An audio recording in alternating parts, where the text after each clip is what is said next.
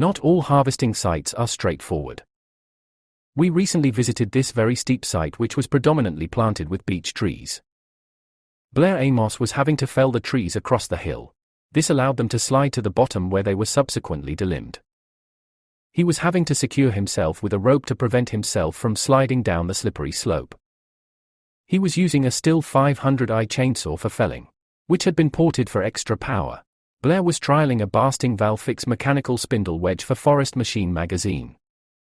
A Milwaukee impact driver was being used to operate the wedge.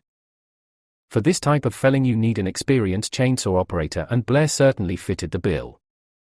The felling wedge was a much safer solution for helping to fell the trees in these difficult conditions. With the slippery, steep ground it was almost impossible to get a secure footing to be able to use a hammer and wedge effectively.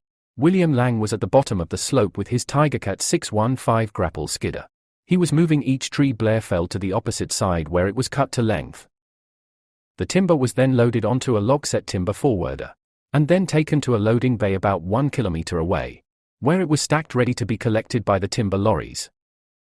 Thankfully there was not too many trees left to be felled. This had been a very awkward and difficult job to carry out. Blair was impressed by the felling wedge. It had excellent lifting power, was very well made. It was light enough to carry in his logger's belt, and a piece of equipment he would certainly consider purchasing.